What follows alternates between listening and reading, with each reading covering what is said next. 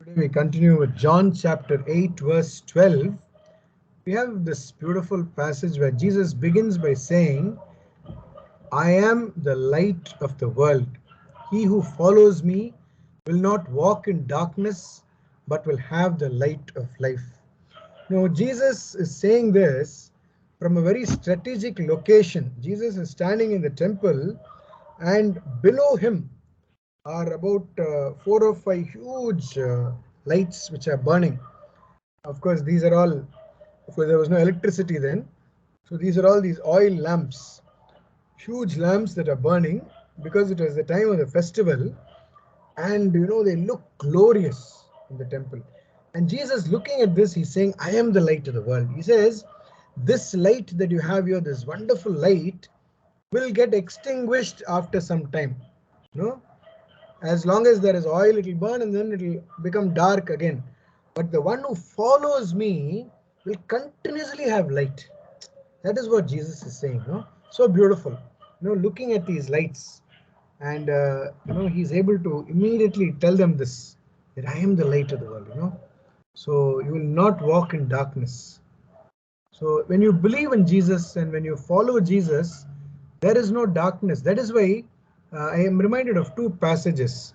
One is from Psalm 23, where the psalmist says, although I walk through the valley of the shadow of death, although I'm walking through a very dark valley, I won't be afraid because God is ever with me.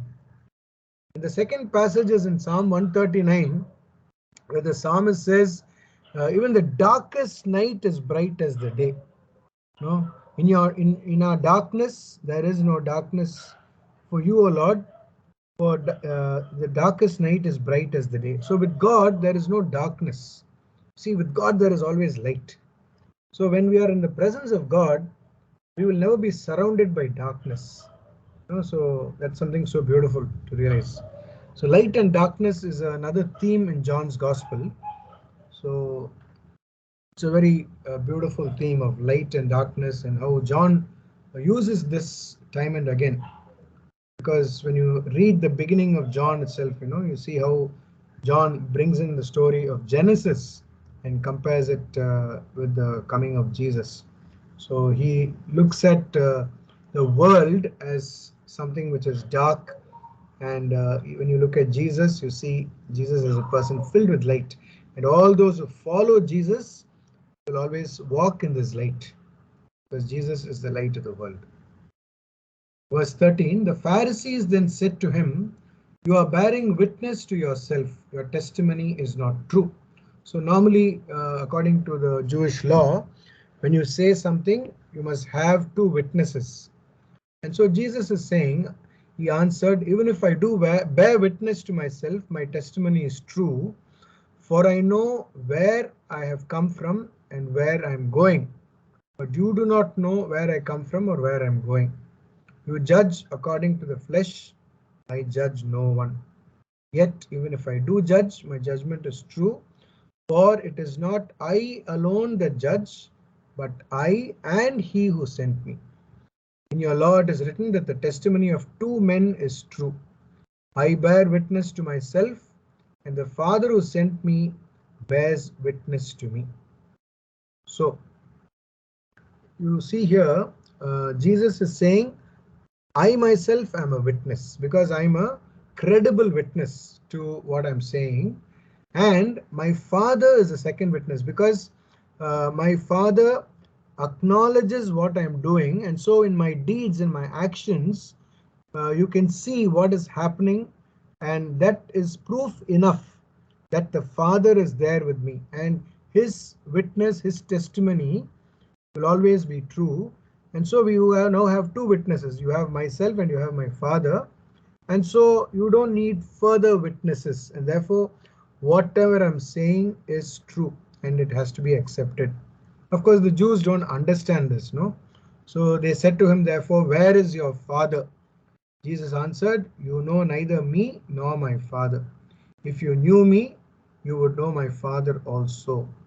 So he says, there's no point trying to explain this or argue with you, because you know neither me nor my Father. So these are things you will never comprehend with your way of thinking, no? Because they had closed themselves, they had blinded themselves, and so they cannot recognize Jesus. And if they cannot recognize Jesus when he can, show himself so powerfully through his words and through his deeds, how will they recognize the Father whom they cannot see? And therefore, there's no point talking to you. So these words Jesus spoke in the treasury as he taught in the temple, but no one arrested him because his hour had not yet come.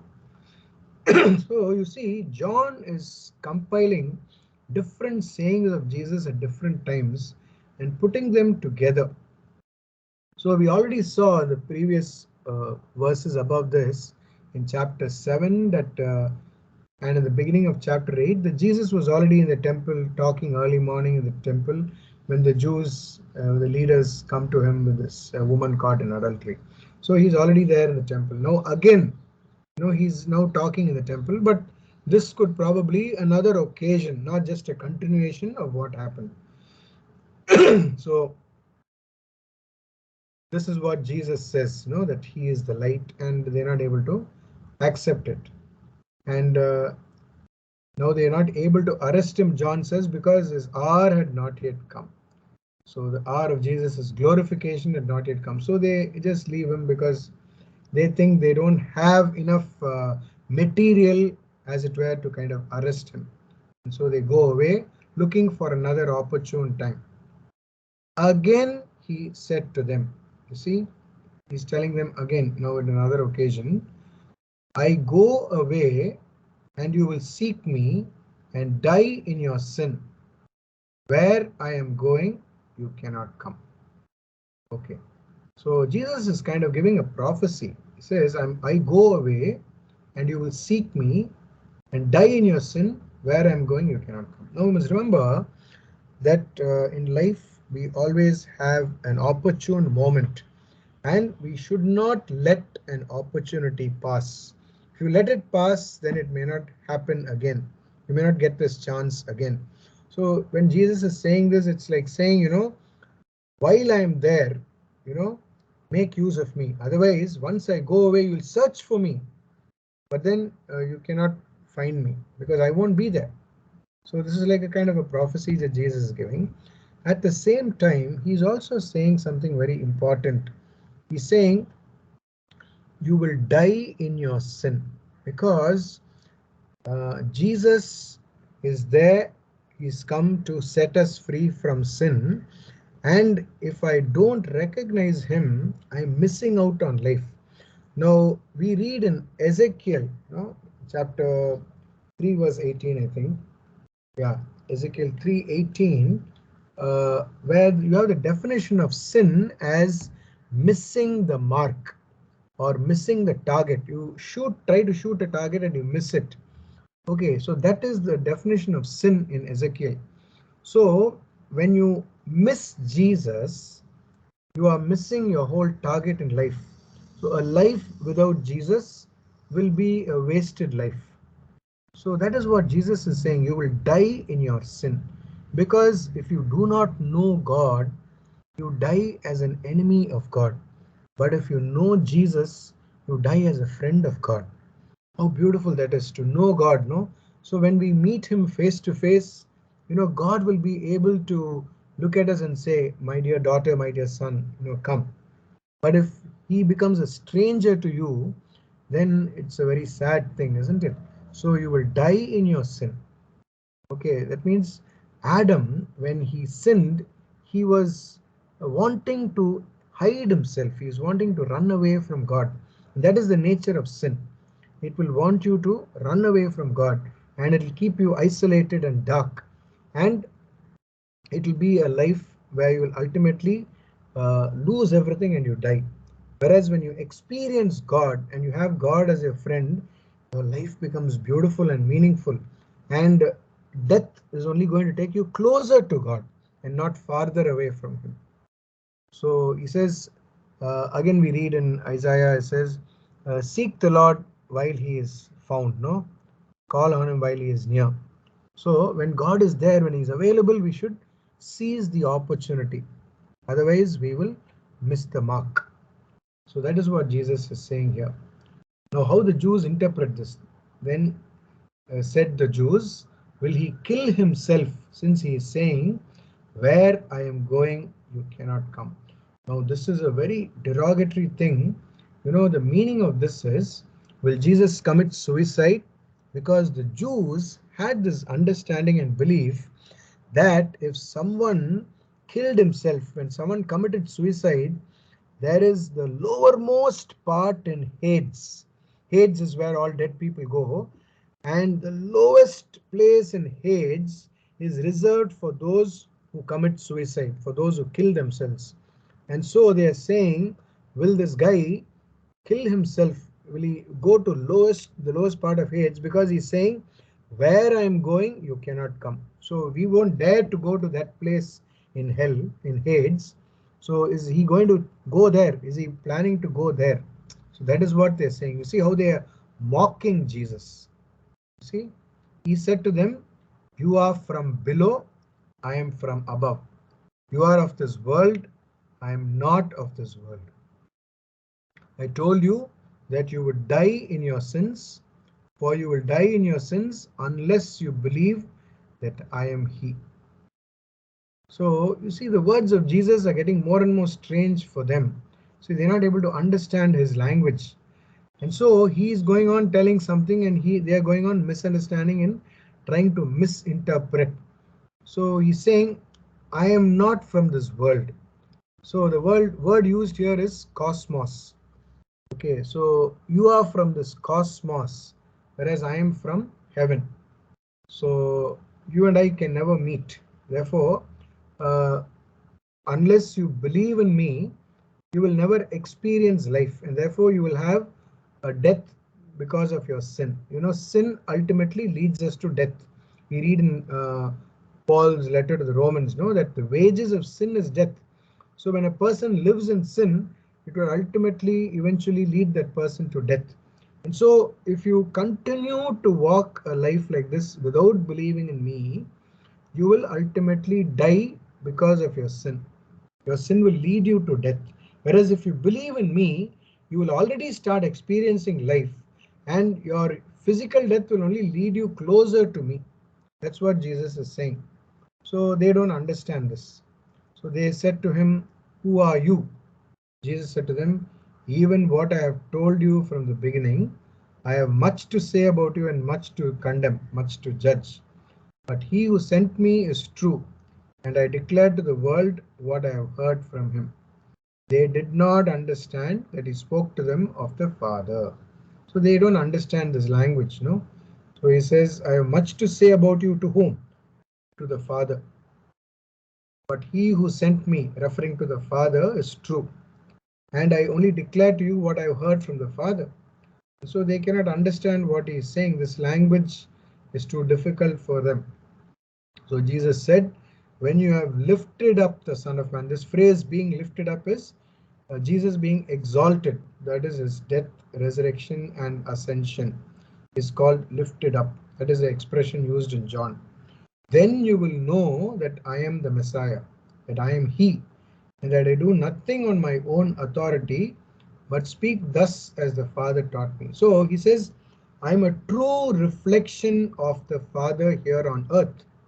So only when I'm lifted up, when I'm glorified, will you recognize me. Even then they won't recognize him. See, because they have completely closed themselves. So the whole world will recognize Jesus after his resurrection, after his ascension, after Pentecost. But these Jews who have blinded themselves, nothing will do for them. They will only get deeper and deeper into their blindness. And so they will not know Jesus. So, and he who sent me is with me. He has not left me alone, for I always do what is pleasing to him. Beautiful words, no? Jesus always does what is pleasing to the Father. And these words are addressed to us. So when we read this, you tell yourself, I must always do what pleases the Father. So that is how a Christian should live. My whole life should be bent on doing the Father's will. That is why saints like Francis of Assisi will always ask God every morning, Lord, what do you want me to do? What do you want me to do today? No? So how do I spend this day? What do you want me to do? Not my plans, not my program. Okay, I may chalk a plan, I may have a program, but then, Lord, what do you want me to do? That is what I want to do. That is what I long to do. So that is what Jesus always said, no? I always do what pleases him. And that should also be our desire, that we always do what pleases the Father.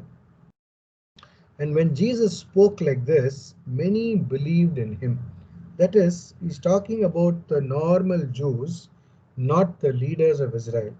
So the others who believe in Jesus are the ordinary people who are listening to him, the crowds.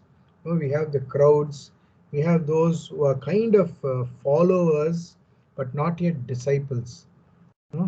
So they begin to believe in him. Jesus then said to the Jews who had believed in him. So now there is a kind of following for Jesus. Whenever Jesus goes somewhere, he's an itinerant preacher. He preaches on the road. As he is walking, there are crowds following him, and he will stop at certain places and he will talk to them. He will give a discourse. So this is the crowd that is following him. So Jesus then said to the Jews who had believed in him, this crowd, he's telling them, if you continue in my word, you are truly my disciples. So from now being followers, you will become disciples. You see, that means you will start living like me, you will start imitating me. So who is a disciple? A disciple is one who imitates the master. He becomes a disciple, not someone who just looks at the master, but someone who imitates the master. That is very important. A Christian is one who lives like the master. So that is why Jesus will say, if they persecuted me, they will persecute you. So whatever they do to Jesus, they will do to us if we live like Jesus. No, if we don't live like Jesus, nobody will be bothered about us. Only when we try to imitate Jesus will the world be against us. So that is a clear sign that we are living like Jesus. So if nobody disturbs you, then it's a very clear sign that you're not a disciple of Jesus. So that is when all the trouble starts, when I start imitating the master. So if you continue in my word, okay, or in other words, if my word starts working within you, it will not remain silent. It will start moving you and spurring you on to action and live the way I live. That is what it means if you continue in my word. Okay, then you will truly be my disciples and you will know the truth and the truth will make you free. Fantastic words. You see, if you become a disciple of Jesus, if you start imitating the master, one of the most beautiful things that will happen to you is you will know the truth. The whole truth about life will dawn on you. And this dawning of this truth on you will give you a tremendous sense of freedom. This freedom which comes only from knowing God and knowing the meaning of life. That is what Jesus is talking about.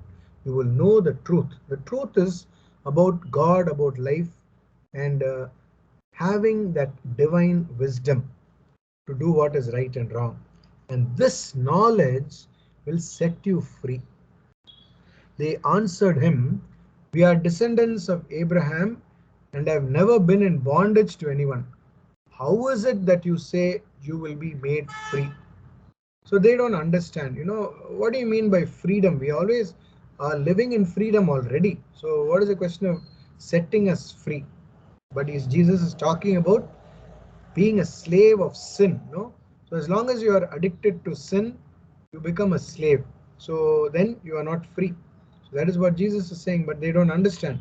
So Jesus answered them, truly, truly, I say to you, everyone who commits sin is a slave to sin. So all of us are enslaved to sin because the whole human race became enslaved to sin after the fall of Adam.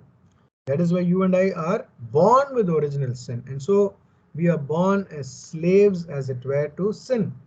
But When Jesus comes and I believe in Jesus, I no longer remain a slave, but I become a son of God. I become a child, a daughter of God, or a son of God, and I am set free. So the slave does not continue in the house forever, the son continues forever. So if the son makes you free, you will be free indeed. So I am the one who can set you free. So if you believe in me, you will be free from your sin. So this they cannot comprehend. And so they keep arguing. So Jesus says, I know you are descendants of Abraham, yet you seek to kill me, because my word finds no place in you. See, you say you're descendants of Abraham, maybe biologically, yes, but then in your heart, you only want to kill me, and that is something Abraham will never do. And therefore, you are not really children of Abraham. That is what he's saying. So if you're really children of Abraham in the right spirit, in the right sense, then you would do what Abraham did. No? But rather you are living like somebody else, and therefore you are not children of Abraham, and therefore you are not free. I speak of what I have seen with my father, and you do what you have heard from your father. Ah, powerful words, huh? He's saying, I speak of what I've seen with my father, and you do what you have heard from your father. Who is their father now? They think their father is Abraham, but Jesus is going to say no, something else. That is going to shock them out of their wits. They answered him, Abraham is our father. Jesus said to them, if you are Abraham's children, you would do what Abraham did. You see, so Abraham followed me, he loved me, he kept my commandments. Abraham was faithful, but you are not. You seek to kill me, a man who told you the truth, which I heard from God. That is not what Abraham did. You do what your father did. Again and again, Jesus is saying, you're not sons of Abraham, you're sons of somebody else. They said to him, we are not born of fornication. We are not. We have one Father, even God. Jesus said to them, if God were your Father, you would love me. For I proceeded and came forth from God. I came not of my own accord, but he sent me. Why do you not understand what I say? It is because you cannot bear to hear my word. Now, look at this. Jesus is saying, if you are really sons of the same Father, sons of my Father, you will love me because we are all brothers. But your father is somebody else. You think Abraham is your father, but you are not. And so they begin to use again this kind of language. We are not born of prostitution. We are not born of fornication. We are not illegitimate children. We were born in the correct stock. So all that they're trying to say genealogically, all this comes why? Because there was a time when the people of Israel went after other gods. They started following other gods, and Israel is the bride of God, and therefore when they went after other gods, they committed adultery. So there was spiritual adultery, and so they started following other gods, going after other things, and so you are no longer sons and daughters of Abraham now. So you have got other gods. That is why you are not interested in what I'm saying. You're not able to understand what I'm saying, and you even want to kill me. So you have no love for me or love for God in your heart. Now he says, it is because you cannot bear to hear my word. You are of your father, the devil. Finished. Imagine what a big accusation. Imagine looking at the leaders of Israel and telling them you are the sons of the devil, and your will is to do your father's desires. He was a murderer from the beginning and has nothing to do with the truth, because there is no truth in him. When he lies, he speaks according to his own nature, for he is a liar and the father of lies. Now, there are two things we need to understand from this. He was a murderer from the beginning. So, now the first thing about the devil is that He came as a serpent and told a lie to Adam and Eve. He lied to Adam. He cheated Adam by telling a lie. So he was a liar from the beginning, and his offspring, the first human being to be born, Cain, since he obeyed the voice of the devil, he became a murderer.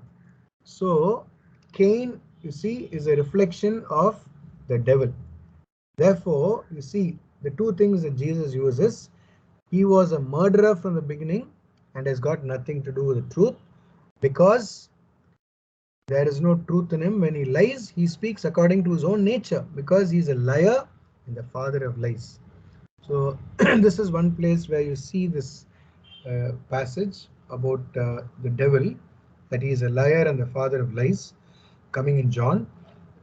So Jesus is saying from the beginning, the devil has been telling lies, telling everything wrong, wrong, wrong, wrong, poisoning the human mind. So from the first man till now, his own nature is to tell lies. So when he tells lies, that's his nature.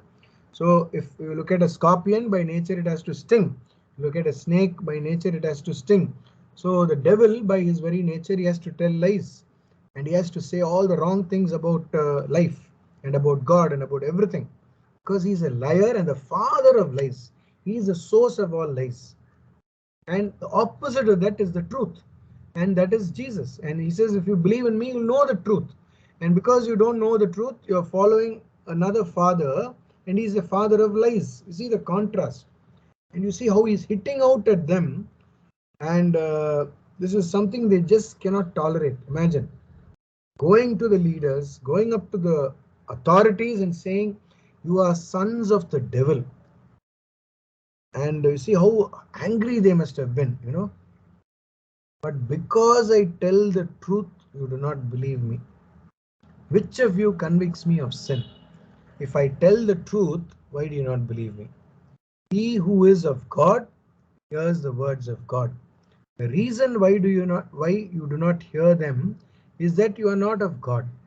Very clear, no? Jesus is saying, well, the very fact that you're not obeying me, you're not listening to me, you're not following me, is because you are sons of the devil. Because I am from God. I'm so convinced. I'm telling you, you have my own life as a witness. You can see my deeds. My deeds itself are enough witness. So after seeing all this, after hearing all this, after listening to me, after seeing all that I've done, if you refuse to accept me, it means very clearly that your father is somebody else. Because if you really were sons of my father, you would have listened to me. You would have loved me. But you hate me, and you seem to follow a pattern of lies. And that comes from your father, who is the father of lies. See how he hits out at them very, very, very strongly. I don't know. It must have been really difficult when Jesus spoke this. He must have really had that kind of courage to speak like this, you see. Because Jesus is the truth itself. He's the truth incarnate. That is why he's able to speak out the truth so clearly. Even when we know something, we're not able to say that. No, in public, you cannot say. Even when you know 100% that what you're saying is true and right, you cannot say it, because you might be threatened with death, or you might be thrown into prison, or whatever. No, you may be punished severely. So we refuse to speak the truth, but not so with Jesus. Jesus knows that if he says and speaks the truth, he will be killed, but he is ready for it, because he has to speak the truth, and he has to tell the world this is what the truth is, and he has to convict these people. And so he speaks very openly. That is why he says, which of you convicts me of sin? You cannot, because I'm telling the truth and you're not able to believe me. How can you convict me of sin? Do I have any sin? He's challenging them. No, he's challenging them. So they're not able to do anything. He who is of God hears the words of God. The reason why you do not hear them is that you are not of God. Finished. You are not from God. Very clearly he tells them. And this is something they just cannot tolerate. The Jews answered him, Are we not right in saying that you are a Samaritan and have a demon? So now they begin to use abusive language. No, when you say you're a Samaritan, that means you are an illegitimate person. No, because Samaritan intermarried, and Jesus is not a real Jew now. He's a Samaritan. And what is worse, he is also possessed.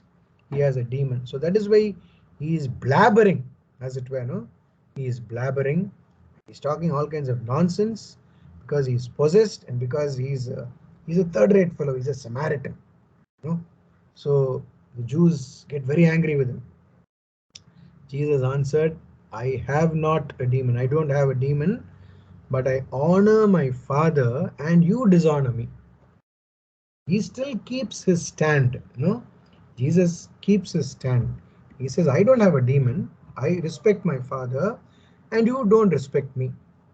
Yet I do not seek my own glory. There is one who seeks it, and he will be the judge. Truly, truly, I say to you, if anyone keeps my word, he will never see death. So, this is what Jesus is saying. See, if anyone keeps my word, he will never die. Jesus is now speaking the truth, because when you accept Jesus, he's not talking about physical death. He's talking about that union with God in which there is no death. Because for them, the understanding of death is after you physically die, everything is over and gone.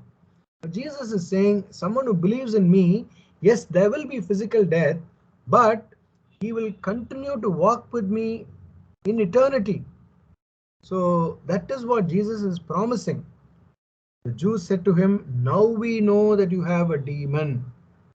Abraham died, as did the prophets, and you say, if anyone keeps my word, he will never taste death. So as I told you, their understanding is different. So they think when Jesus is saying this, he's saying, if someone follows me, he will be immortal. He will never face physical death. But that is not what Jesus is saying. Jesus is saying there will be physical death. That is okay. But he who believes in me will already start experiencing this divine life right here, and it will become even more intimate after your physical death. It is what Jesus is promising. But they don't understand him. They think about this physical death. And so they say, are you greater than our father Abraham who died? Abraham was such a great man. He himself had a physical death. And what about all the prophets? They also died. Who do you claim to be? See, are you greater than Abraham and all the prophets? You're, after all, an ordinary fellow. We know who you are. And then you're saying you're greater than all this. You're saying God is your father. Because you must be possessed. That is what they say. Jesus answered, if I glorify myself, my glory is nothing. It is my Father who glorifies me, of whom you say that he is your God. But you have not known him. I know him. If I said I do not know him, I should be a liar like you. But I do know him and I keep his word. See how strong Jesus is in his conviction, because he knows the truth. He says, it is the Father who is glorifying me. And this Father you say is your God, but you don't seem to know him. I know him. Because if I say I don't know him, I'll be a liar like you, because you're all liars. I know him and I follow his word. Your father Abraham rejoiced that he was to see my day. He saw it and was glad. Now, this verse we cannot just understand like that. What does it mean? Because, see, the Jews had this understanding that one day God gave Abraham a vision of his complete life and complete human life. That is, of all that is going to happen. And God also gives him a vision of the Messiah. That God shows him the future, as it were, the future generations. And God shows Abraham in a vision all that is to come, and he also sees the Messiah. So that is why your father Abraham rejoiced that he was to see my day. He saw it and was glad. So did Abraham see Jesus there as the Messiah and rejoice? No, that is what their understanding is as Jews. They think Abraham had a vision of the Messiah. So they think Jesus is referring to that. And so they say, the Jews said to him, "You are not yet 50 years old, and have you seen Abraham?" So why this word 50 years? Again, rabbis had this uh, culture among them that, a rabbi would kind of retire at the age of 50. you know so they would all kind of live a retired life. After that, they'll be very senior, they would retire, and they will have a lot of wonderful experiences in life.